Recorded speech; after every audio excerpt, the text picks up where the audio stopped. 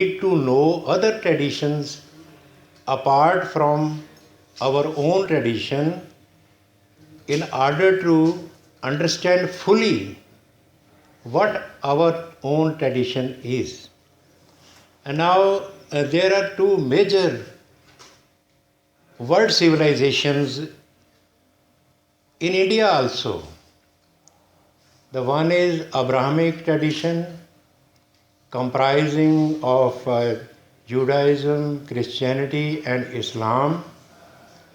And you know that in the Middle Ages, during the medieval times, this civilization entered India, although by the agency of the invaders, but the civilization does not invade any country. It is only people, power-hungry people that invade. Religion has nothing to do with warfares, conflicts, strifes, contradictions. Religion, as I told you yesterday, its essence is the search for final meaning. And for final meaning, every religion constructs a framework of meanings. It is the production of meaning with the help of discourses and organized into body of text that gives meaning to the community, how to conceive of this world, this universe, of ourselves and the cosmos around us. For this purpose, I begin with comparing the myth of origins, which is popular in both these traditions. The Abrahamic tradition has projected a myth of creation, myth of Adam, you all know. In Indian tradition also, there is a myth of creation and myth relating to first man. It is interesting, there are mythological narratives, not ordinary narratives, the narratives in which our imagination is evoked to the first day of creation or during the early phase of creation. It is an imaginative reconstruction of the world and the universe. First of all, let me tell you, which you all may be knowing, about the myth of Adam. It is contained in Old Testament, which is common to all these three religious traditions. Common, not the New Testament is exclusively of the Christians, but Old Testament is a text which is accepted by all these traditions, three traditions, Islam also, Christianity and Judaism.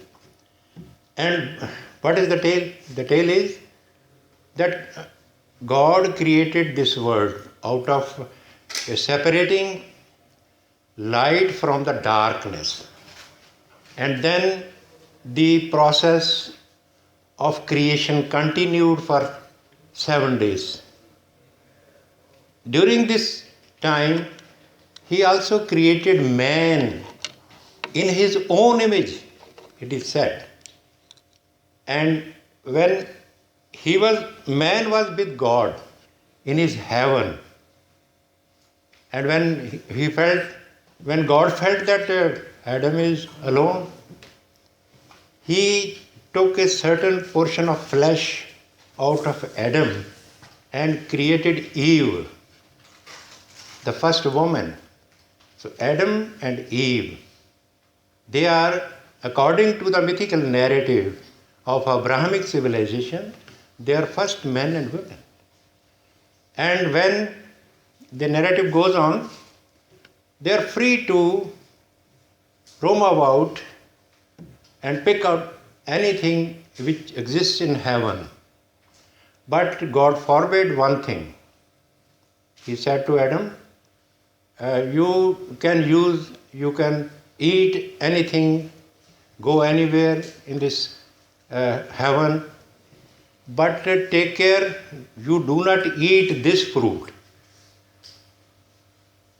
And you know the story cannot go on when the prohibition is not violated.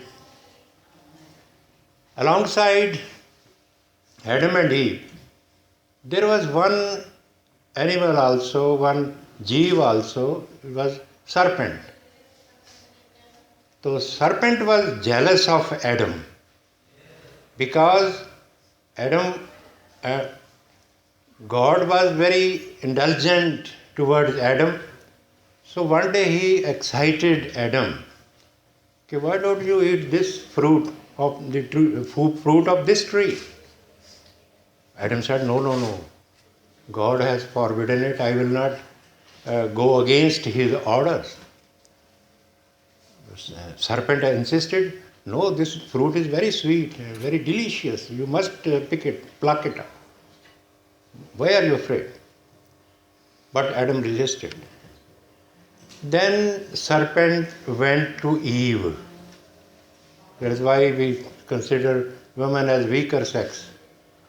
He tried to persuade her and succeeded. So Eve went to Adam. She said, I want the fruit of this tree. Now Adam could not resist the temptation of not satisfying the desire of his companion. So they ate the fruit. In the evening, when God came for an evening walk, he called Adam, "Oh Adam, where are you?" Adam and Eve hid themselves behind a bush. They said, "We are here, but we cannot come before you." Why? God said. He said, "We are naked." God said, "How do you know that you are naked? It means you must have eaten the fruit of the tree. That tree was incidentally the tree of knowledge, symbolically. So now you cannot remain in this heaven. You have to go." So Adam was banished from heaven, and along with him, serpent was also punished. Serpent asked God, "But can I choose the place of my residence?" God said, "Okay." He said, "Send me where there is nobody, and I will be alone there." God said, "The only place where there is nobody, it is hell. There is eternal fire burning in it." Serpent said, "Okay, I am not afraid. Send me there. But give me one power. I could persuade humans to my realm." He was allowed. But Adam was sent on earth with a provision that you can come back if you give good teaching to humanity, obey my order, you can come back. You have an occasion to come back. So this is the story. The semiotics of this story centers around the one almighty monotheistic being and his order over the universe. The violation of that order amounts to punishment.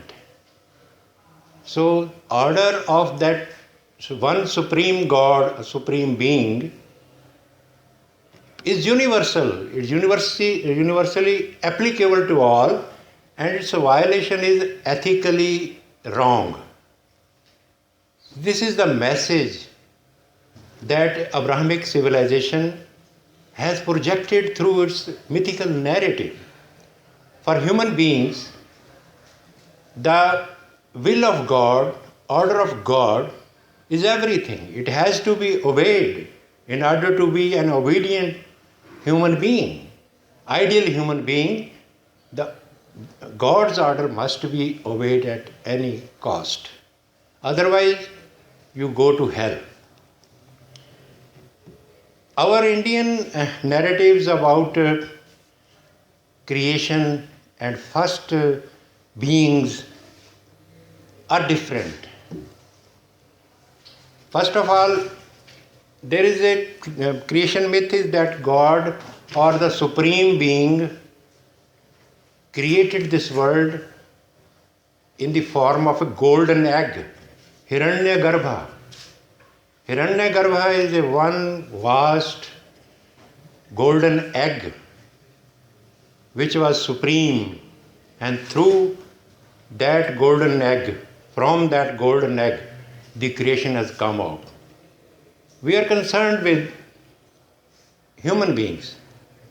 The mythical narrative contained in Upanishads. I tell you that the Vedic literature consists of 4 Vedas, then Brahman Granth, then Aranyaks, and then Upanishads. Upanishads are the last portion of the Vedas. They are called Vedanta, the end of the Vedas. And these Upanishads have narrative form of discourse. The teachings are constructed in the form of discourse, dialogue, narrative. In that narrative, there is a myth that Prajapati Daksha was the original creator of this earth. Vishwakarma also is named, but in the narrative, which is also contained in Mahabharata. But originally it comes in Yajnavalkya Upanishad, in Vrihadaranyaka Upanishad. There is Daksha Prajapati had 2 wives. One was Diti and the other was Aditi. From these his 2 wives, Devas and Suras and Asuras were born. Devas and Danavas, you can say in modern terms. And another being was fathered by Daksha was Manav. So we have 3 categories of human beings in the beginning: Deva, Danav and Manav. When they grew up, their mothers told them, like ordinary mothers to them, that you are loitering all the time in the streets or in the forest. Why don't you go to someone who can teach you jnana? They said, there is nobody who can give us jnana. Mother said, look at your father. He is a very jnani. He can guide you. He can provide you the proper knowledge. So go to him, Daksha Prajapati. They went accordingly. They were afraid of their father, but they approached him. He said, why have you come today? Otherwise you were never came to me. They said, we want knowledge from you. Prajapati said, this is not the way to get knowledge from a guru. Go back and come after 12 years of a brahmacharya and bring sacred wood for yajnas, prayers, and then I will give you the teachings to guide you through your lives. And then when they came, Prajapati said, you come one by one. Don't come together. So first of all, Devas and Danavas were fighting. Danavas were elder to Devas. They were powerful. But Devas were intelligent, more intelligent than Dharma. So they maneuvered to get the first term. So when Devas approached Prajapati, he said, my shiksha is the. He became silent. Devas were confused. What type of shiksha is this? Oh, my father has uttered only one word, the. Then they meditated on this and they said, okay, we understand. Prajapati said, what do you understand? They said, you teach us Dhammyata. Da means Dhammyata. Dhammyata means Daman Karna, to control others. Prajapati said, no, you have slightly misunderstood. It is all, Dhammyata is all right, but you have to exercise Dhammyata over your own self, not on others, because you are in the habit of controlling others by your intellect. So Devas became silent and said, okay, we know that we have to control our desires. So that means the first the. Then the term of Dhanvas came. Same process was repeated. Prajapati said the. Dhanvas pondered over it, said, yes, we know. What do you mean by the? So he said, what? They said, you mean daya, compassion. From the daya. You mean because we have very strong bodies, we are very powerful, so we need to control that physical power with a compassion. So they were satisfied, went.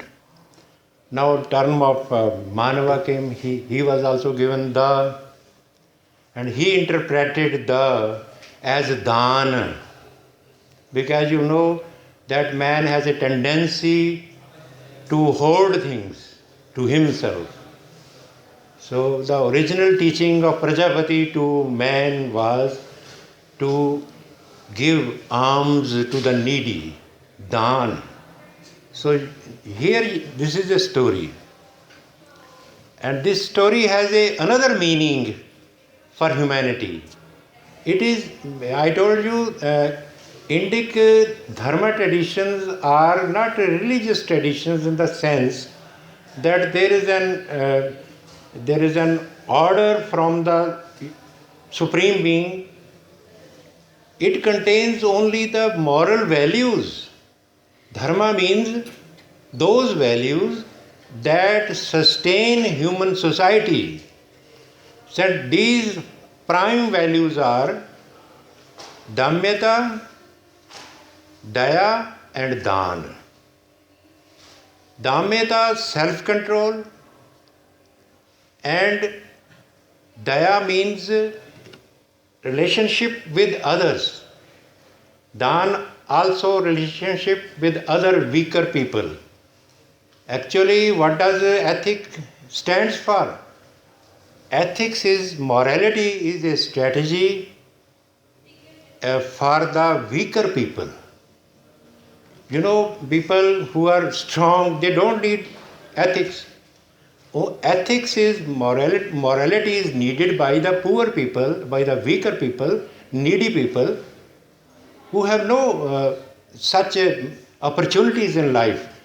So these two narratives give meaning to human world, and they are the prime mythical narratives reconstructing the meaning for man and society. That's why this does not mean that the Abrahamic mythical narrative is inferior and Indic is superior. No such thing is hinted at. It cannot be sustained by the scientific study of these traditions. The actual thing is the difference. We have to understand the difference of religious imagination of every communities. All the communities are living in various social structures, and they have their own cultural traditions, and that religious thought is born out of that socio-cultural and economic system of society. In the Islamic tradition, Christian tradition, because they constructed the idea of the universe in the form of a one supreme being. This is their thinking. There is no inferiority or lesser thing involved in it. Only the difference we are hinting at. And in our mythical imagination, the core component is Dharma. And Dharma, as I told yesterday, is contained in the narrative, in the text of Rig Veda as Rhythm. Rhythm is controlled by Varuna.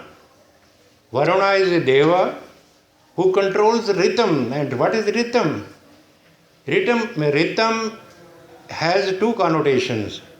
One is the cosmic order, which controls the physical universe. And it also signifies moral order.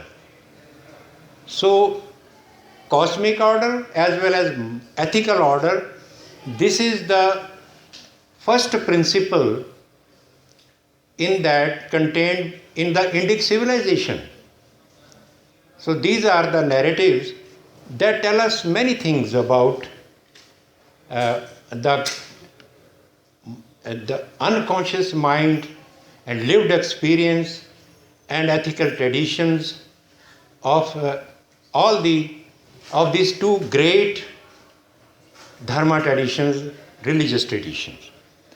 Now, yesterday I told you that in Rig Veda there is a dawn of philosophical thinking, the first instance in which the Rishi starts meditating about the structure of the universe and the creation theory. Yesterday I just hinted something about that Nasadiya Sukta. It is very interesting. It needs further elaboration. So I would like to give there are 7 stanzas or 7 verses of that Nasadiya Sukta. I would like to give translation of that Sukta by A.J. An Australian writer who wrote a book on classical India, that is A.L. Basham, The Wonder That Was India. This is the book written by A.L. Basham, and he has a wonderful translation of this Nasadiya Sukta. I'd like to share that translation with you.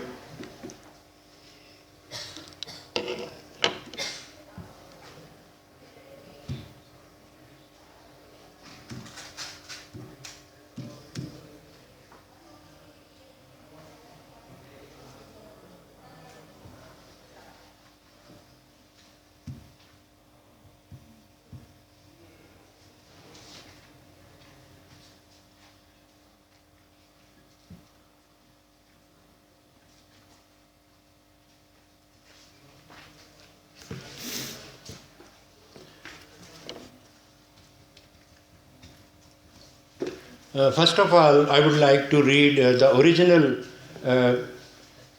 lines of this sukta, and then the translation by Basham. You will get the feel of the Nasadiya Sukta. It goes like this. ना सदासीनो सदासी तदानीम नसीद रजो no Vyoma परोयत किमारीव कुहकस्य शर्मन्नभम किमासीद गहनम गभीरम न मृत्यु आसीर अमृतम न तरहि न रात्रे आहन आसीत प्रकेतः आनीतवादम स्वाध्याय तद एकम. This goes like that. Now I come to the translation, which is wonderful. Then even nothingness was not, nor existence. There was no air then, nor the heavens beyond it. What covered it? Where was it? In whose keeping? Was there then cosmic water? In depths unfathomed, then there was neither death nor immortality, nor was there the torch of night and day, Asit Praketam. The one breathed windlessly and self-sustaining. There was that one then, and there was no other. At first, there was only darkness wrapped in darkness. All this was only illumined water. That one which came to be endorsed in nothing, arose at last, born out of power of heat. In the beginning, desire descended on it. So desire is the beginning of creation. In the beginning, desire descended on it. That was the primal seed, born of the mind.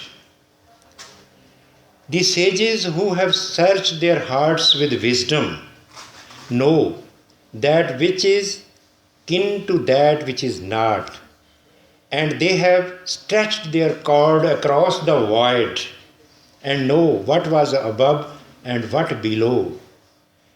Seminal powers made fertile mighty forces. Below was strength, and over it was impulse. Strength and impulse. But after all, who knows and who can say whence it all came and how creation happened? The gods themselves are later than creation. So who knows truly whence it has risen, whence all creation has its origin, and whether he who fashioned it or whether he did not, he who surveys it all from the heaven, he knows or maybe he does not know. This is a wonderful piece of narrative which gives us the theory of creation and the idea of that one supreme being, one supreme reality, which later was known as Brahma. There is no mention of a Brahma in Rig Veda itself. Brahma is mentioned in later texts. It is the crystallization of this generative idea. Rig Veda is not a prayer-like text. It praises the divine beings which represent the forces of nature, forces of ethics. The Vedas like Agni, Indra, Mitra, Varuna, Yama, Usha, Nasatyas. They're just like forces of nature, personified into the discourse of the Vedas. And then what these forces give us an idea how this universe is structured. The main thing, when the philosophical speculation started in the Upanishads, Indian philosophy, or precisely what is Hindu philosophy, has three main texts which gives us the gist of philosophical knowledge. The one is Upanishads, the other is Brahma Sutras, and third is Bhagavad Gita. These three texts are combinedly called Prasthanatrayi, three forms of text. They give us idea of philosophical thinking about the world. And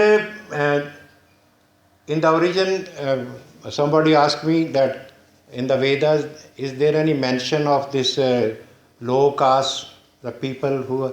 There is no mention. Rather contrary to it, in Upanishads, there are certain narratives which provides a greater place to the people belonging to these the so-called low people.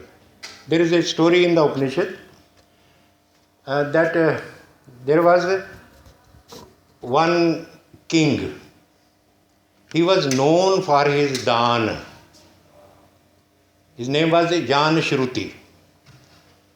Once he was standing on the roof of his palace, and there three hansas were flying over it. One of the hansas were talking in the human tongue. This is a mythical narrative. And one of the hansas said, "Oh, friends, please avoid this area because there is a very strong vibration of Jana Shruti, who is a great Dani. So you will be harmed if you fly over this aura." The other Hansa said, "No. Even greater power is possessed by one person who is a Shaktayan, who pulls the cart." King was puzzled. He asked his courtiers, "Do you know somebody who pulls the rickshaw or thela?" So, and he said to be more spiritually strong than myself. "Please bring him here. I want to judge him and want to..." And ultimately they found one person sitting under his cart, just scratching his body. They said, "Are you the Shaktayan?" He said, "Yes." "What do you want?" He said, "You are called by the king." He said, "I have no business. You go away." Then again the king said, "You bring some gifts to him and lure him to come here." Even then he refused. Third time they had a proposal, a tempting proposal. They said, "The king wants to give the hand of his daughter to you also, along with this wealth. Please come." Okay, then he said, "Okay, then I come along with you." So he went along. Then king asked him, "What do you know about Brahman? What is the sustaining principle of this universe?" He said, "It is air, prana." Very simple thing. It is only prana. King said, "How? Can you live without prana?" Okay, so this is the narrative, very simple narrative. The main idea is, during the Vedic period, early Vedic period, there were no distinctions and this hierarchy of castes and classes. Another important and interesting story I would like to tell you is from Rig Veda itself. That is the story of Ribhus. Ribhus were the technicians of the gods, considered to be. They were ordinary human beings. They were devas and the ordinary human beings, and Ribhus were the technicians of the gods. One day, Agni came to Ribu's, and he said that Indra wants you to make certain things for him. They were three brothers, Ribu brothers you can say. One was Ribu, the other was Vibhu, and the third was Vaj. They said, what does he want from us? Agni said, Indra wants that you please make one ratha for him. Is such a ratha which can tread on the ground, and then it can travel on water and also on sky. They said, okay, we will make it. Anything else? And he said he wants you to make one chamas. Chamas is container. Container having 4 parts within it. Because Indra says that he wants to use that container for grains as well as for soma. Soma is intoxicating drink of the devas. And he says that he wants to keep one part for himself, the other part for his family, the third part for friends, and the fourth part for all other people. So this is his scheme or policy. Ribu said, okay, we will make it. And then they discussed among themselves. The elder one said, how can we make it? The elder one said, I can make only 2 parts. The middle brother said, no problem, I can make 3. I have the technology to make 3 parts. And the third one said, don't worry, I have the technique to make 4 parts within this container. And then Agni wanted to go back, and they called him back. Okay, we make these things for you, but what will we get out of it? Agni said, you will get devatva. You will be made devas. They said, what is the use of devas? We are very happy in our human life. What is the use of and what is the benefit of being devas? He said, okay, you will have an occasion to dine with Indra at breakfast or lunch or dinner. One time from these 3. He says, they said, what does he take in breakfast? He said he takes only milk. And in lunch he says fruits. And in the dinner he says he takes soma. Then Ribu said, okay, fix our meeting with Indra in the dinner party.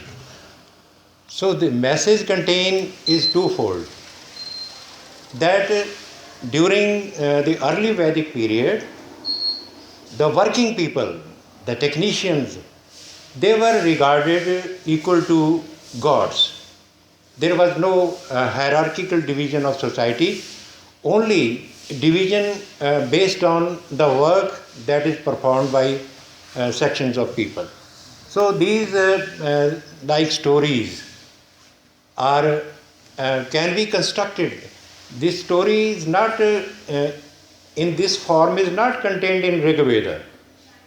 There are elements of this narrative in the Rig Veda, and one author has compiled these elements into a Mahakavya. It is called, he has written a book, it is called Indra Vijayam. Indra Vijayam has reconstructed into a narrative form the elements contained in the Vedas. As you know, as Kalidas has written Vikram Urvashi. Urvashi was a Apsara. She fell in love with a human being. That story is reconstructed. The only outline form is contained in Vedas, but our literary authors, Kalidas, like Kalidas, Greek dramatist, they reconstructed dramas, narratives out of those texts. The main thing is our texts, they are semiotically, they are meaningful constructions. Although you know that there are 4 modes of discourse that we employ. 4 modes of discourse are: one is poetry.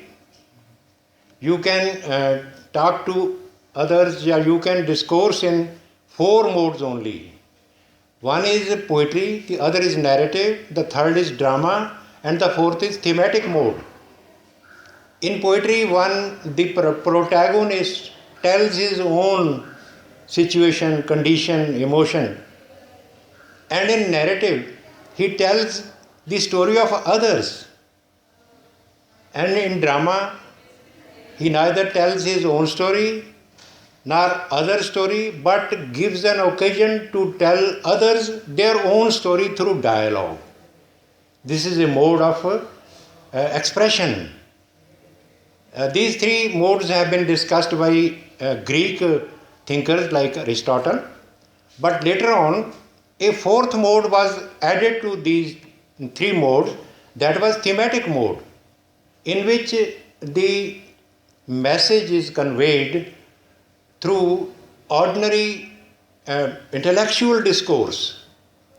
So in our these texts of these Indic tradition, in the Indic knowledge tradition, the knowledge has been constituted in all these modes. In the Shruti part, I told you yesterday that there are 2 types of texts. One is the Shruti, which is heard from the word of mouth and transmitted through again through the other generations as a oral discourse. The other is Smriti. In Smriti we have itihasas. For instance, they have been called Mahakavyas also, Mahabharata and Ramayana. They are called itihasas. So these are, and then there are Shastras, Kavyas, Kalas. There are various domains of knowledge which has been produced by Indian mind in various forms. And in order to understand and comprehend the idea of knowledge of Indian mind, we have to gain insight into all these forms of literature. And you know, in the Bhagavad Gita, the dialogical mode is employed. There is a dialogue between Krishna and Arjuna. And it's very meaningful. And there are certain portions which discuss the philosophy of life in it. Krishna teaches Arjuna that there are 3 ways of living. One is karma. Karma theory, which we know, and in Bhagavad Gita, it's a widely elaborated theory of karma. Karma phala bhog. Karma leads to sansara, worldliness. Sansara is not world, but worldliness. And Bhagavad Shri Krishna says, Karmanyavadhikaraste ma phaleshu kadachanam. This is the ideal of a rightful karma. And then Arjuna questions. At one place, Krishna says that karma is beneficial for a human being. Other place he says Gyan is important. At one place in Bhagavad Gita there is a beautiful saying, nothing purifies like Jnana. While I was working with Professor Kapil Kapoor on the encyclopedia of Hinduism, which has been published by Rupa and Co. in 11 volumes. I worked with this great man who is a great friend of mine. He was formerly Pro Vice Chancellor of JNU, and now he is Chancellor of International Hindi University at Varda. He is a wonderful person, very learned person, Indologist. I have an opportunity to share with him his knowledge, and I have learned many things from him. What he says about this, he says, he told me some of these things, that in our tradition, Gyan is a continuous stream of knowledge. ज्ञान means Ganga प्रवाह की तरह है. जैसे गंगा का प्रवाह चलता है, इसी तरह हमारे जो देश में ज्ञान की एक गंगा है. Unfortunately, we ourselves have marginalized this portion of our heritage, which is knowledge, and restricted ourselves to just doing other things which are not that meaningful, which our knowledge tradition is. So I was telling about these texts which contain marvelous insights about human being, how to live. And last thing I want to share with you, which is given to the world by Indian mind, this is called Chaturvarga. 4 classes. One is 4 ashramas and 4 purusharthas, 4 varanas. The theory of 4 varanas can be disputed, but this is projected by Indian mind in a sociological situation. And so if you want to construct Indian sociology according to Vedas, we have got these three vargas. And most important varga is purusharthas. There are 4 purusharthas, means 4 ends of life: dharma, artha, kama and moksha. This is a very integrated scheme of living. At first place, in human society, what is desirable and which gives a training to the people is dharma. First of all, dharma is taught, and dharma means righteousness, duty. So one has to learn how to act ethically. This is the first requirement of an ideal society. And then comes artha. Artha means the power to get livelihood, means of livelihood. And then there comes kama. Kama is a realm of desire. So, and then when you go through these 3 stages, from the brahmacharya ashram and grihastha ashram, vanaprastha ashram, and then sannyas ashram. Incidentally, I am at the sannyas ashram, completing 78th year of my life. So, and this integrated scheme of living is wonderful. It has been acclaimed throughout by the international thinkers also. And what we are facing, the crisis of social crisis, are that we have bracketed these 4 ends of life. We just emphasize artha and kama. Modern society, dharma and moksha are bracketed out. That has created a very crisis in our day-to-day living. the people feeling meaningless in life, just running after the objects which they do not give happiness, only illusion of happiness. And Bhakta Namadev from Maharashtra, whose Vani is included in Guru Granth Sahib, he says very interesting thing from this regard. He says, मिथ्या भ्रम और सुपन मनोरथ सत्य पदार्थ जानिया. Mithya means illusion. Brahma and the object of dream. These are, he says, I have taken all these things as real. And here lies the crisis. Now, what is the solution of this crisis? When you take the object of dream as real, then you will feel disappointed after waking up. He said, how to escape this predicament of existence? He says, मिथ्या भ्रम और स्वप्न मनोरथ सत्य पदार्थ जानिया सुकृत मनसा गुरु उपदेसी जागत ही मन मान्या. And he says the solution lies in awakening through the word of Guru.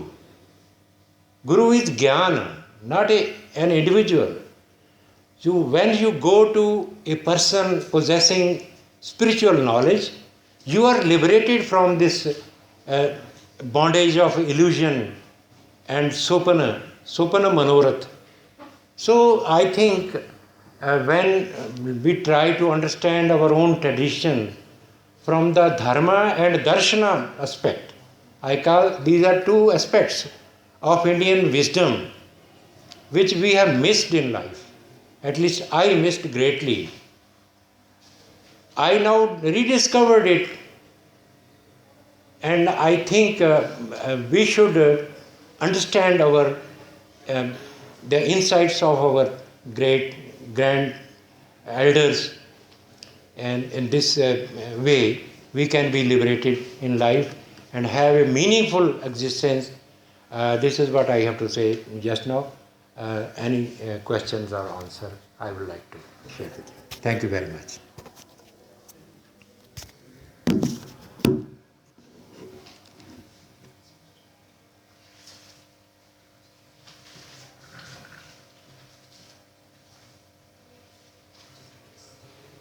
I'm sorry I am discussing very dry things with you. But this is the part given to me. So anybody who can add to these thoughts, or you can any queries regarding these things, you are welcome. Yes, sir. So this is just to add something to what you said. Yes. You spoke about those four kinds of children which Prajapati had. Yeah.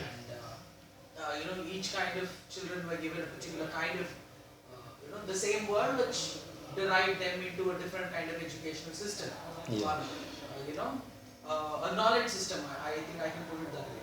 Yeah. If you read the first book of the Bible, Genesis, yes, you find a similar sort of thing happening there also, where once the creation was done and Adam was sent out of the Garden of Eden, yeah, where he was sent out of the Garden of Eden had another reason. yeah, The reason was there were two trees in the Garden of Eden, where one gave them the knowledge of the good and the evil, which they ate, and the other tree was the tree of eternal life, immortality, where God felt like if they eat that tree, the very question of life existing on this earth on grounds of incestuousness will continue. Was something which was there by which they were sent out. As the tradition went on, God wanted to protect them, so He sent angels who could transcend to a form of human beings as well, yes, where they were attracted towards the kind of women who were at that point of time, and the children who were born to that kind of angelic men, women like angelics, with the women who were on earth, gave rise to a kind of human beings who had more, like a kind of a Goliathic structure. Yeah. That, when you study that area, you also find those kind of 4 different kinds of people who were there, and this kind of knowledge which Noah also tries to give them. Yes. Whereas Ark is a combination of all those 3 ideals that you said, yes, where he tries to bring in all those different kinds of animals and human beings into it, and he tries to preach them about how exactly things have to be revolutionized on earth and how it has to come out. And, it was nice to listen that this context is also found in the yes, other instances which you religiously speak on the Indian context. Yes. A wonderful thing. I am happy that you have given another dimension to the religious studies. As in the beginning I said that every religion is good in itself. It teaches humanity to its followers. But we have to understand the idiom of it. We have to know the conceptual terms in it contained in every religious tradition. Every religion uses its own categories of knowledge. And when we interpret those categories, we will find and we will be pleasantly surprised that all religions have to teach the same thing to us. And therefore, nowadays, there is a need for interfaith dialogue. Because in UNO, when there was crisis of clash of civilizations, some people thought upon the idea that there should be a dialogue among civilization, not a clash among civilization, and that dialogue is possible only when we accept others on equal footing. When we consider the other people as friends, not as enemies, only then we get to know each other and appreciate his point of view, his way of life, his worldview. So I think this is very important and significant thing. Then when we talk of our own tradition, we should not forget that other religious traditions are equally valid. They have liberated human beings from the bondage of ignorance and other vices which are detrimental to human existence. Thank you very much. Anybody else?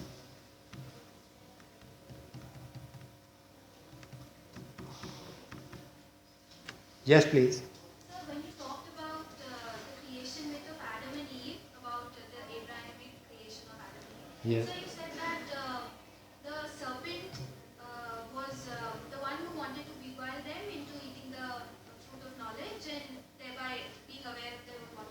So wasn't the serpent Satan himself who was jealous of mankind and was therefore thrown from heaven to the middle of nowhere, which later became his hell, and then which is why he took the form of a serpent, so that man could also fall from grace?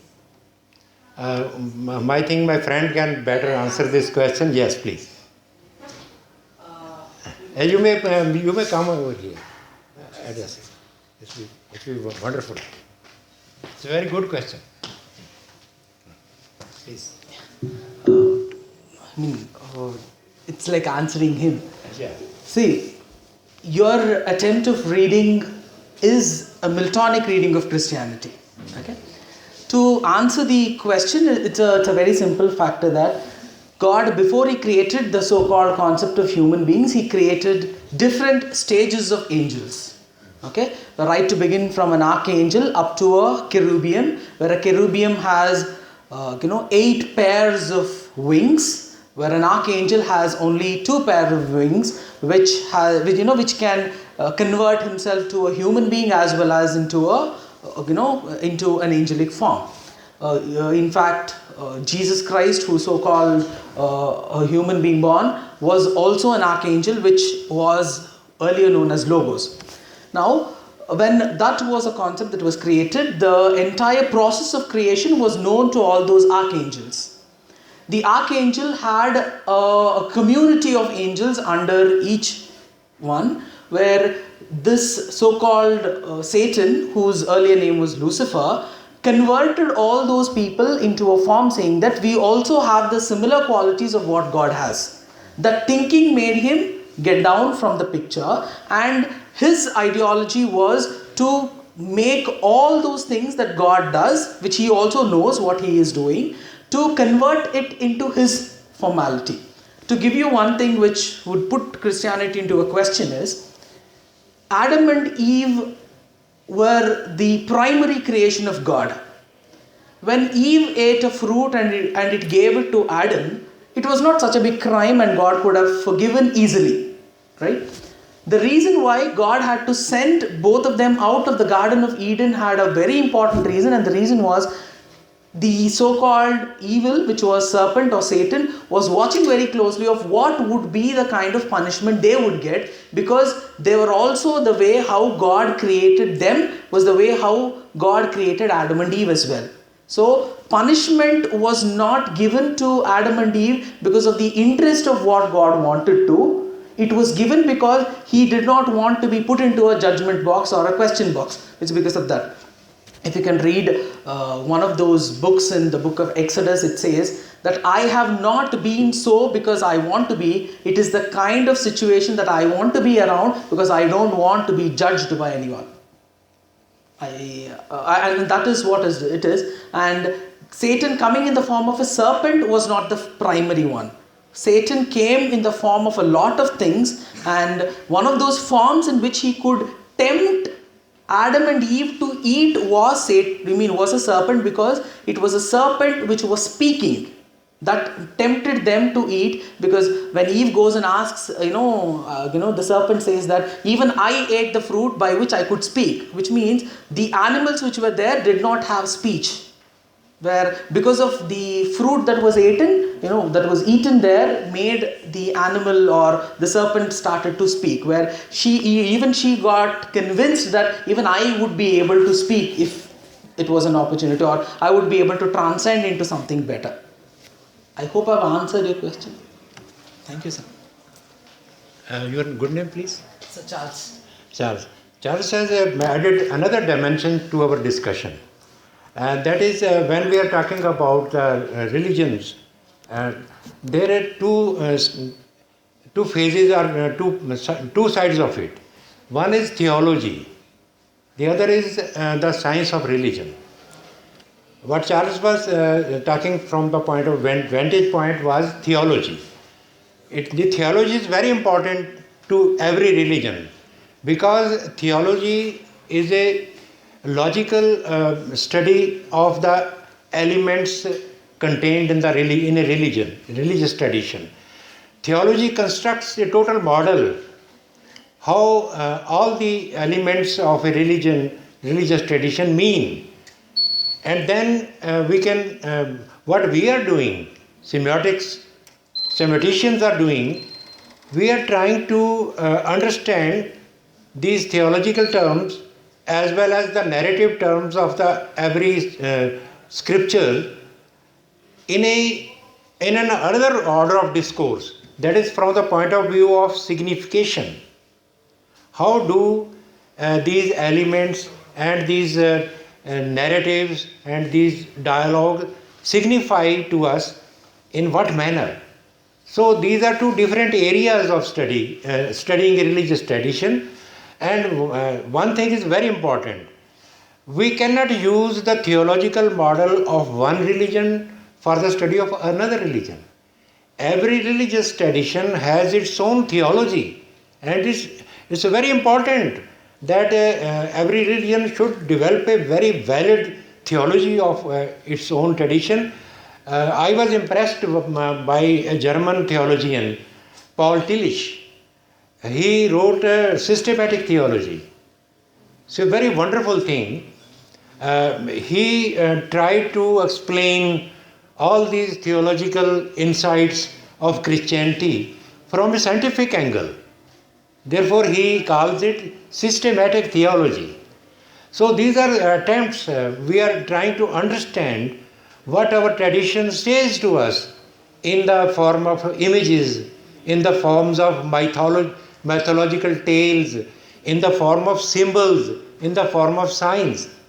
These are very important things to discuss a religious tradition, a Dharma tradition also. That's why if we apply model of Christian theology for Indic's Dharma tradition, we will fail. It will not be the weakness of Christian theology itself.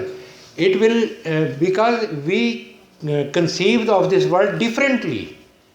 Our vision of this reality is constructed in a different manner. So we need our own Dharma Shastras. We need, and everybody, every religious tradition is welcome to build its own theological structure and to give meaning to the tradition that we practice and the belief pattern that we perform. So thank you very much. Anybody? Yes, please. Sir, like Charles gave his version of Christianity about the Satan put into the hell. Yes. Or that the serpent was Satan. Yeah. But in Islam, The earlier name was Lucifer. Lucifer, He can be called anti-God. Yes. anti-God, yes. In Islam, there is a belief that when the creation happened, human being is the toppest level of creation created by Allah. Or Yeah. God. Ashraful Makhlukat. Ashraf al-Makhluqat. This is the exact word. Exact word. Yeah. You know it. So what happened is, when the God put the soul into the Adam, Adam was created out of the soil or the clay, Yeah. as we have the belief. So when he put the soul in it, he told, go in front of Adam. So Satan was created before Adam was created. But he was not Satan when he was created. He was the angel and he was the head of the angels. As we say, he was Iblis. Yeah. Iblis. Iblis. And he was told to go in front of the Adam, but he did not agree to it, to go in front of Adam. So he told, I am better and I am greater than him. Why should I go in front of Adam? So because he did not listen to Allah or God, so he was sent to the hell. Yes. That is the belief of Islam. Yes. And he told to Allah or God that until the existence of the life is there on the world, I will tempt the human beings so that they come to and they make the place in the hell. Yes. Yes. That was his the promise. Yes. That is the belief in Islam. Very good. So there's another dimension of Islamic theology is there, and I want to say one thing on these theological constructions. I think our problem as semioticians will be to understand the symbolic significance of these theological systems. Theologies are needed by every religious tradition to make a coherent structure of their beliefs and practices. Without theology, sometimes you may confuse why we are performing this act. Theology tries to give logical order to all our beliefs and practices. In Islam, as my friend has very rightly said, and Christian theology also, it's a very wonderful debate we are having today, and I think we learn from it. We learn from it that there are levels of understanding. First, we live and perform the practices of religion. That is the first stage. We need not know what they mean. But when we come to knowledge, then our first stage of knowledge about a religious tradition is theology. How do we combine all the elements into one coherent and logical structure system? And then we need to give symbolic significance to all these thoughts so that we can understand the essence of religious tradition. That is what where we today in the postmodern world, in this the growth of development of knowledge that have provided us to understand every phenomenon as a symbolic system. So I think today we have discussed a very important insight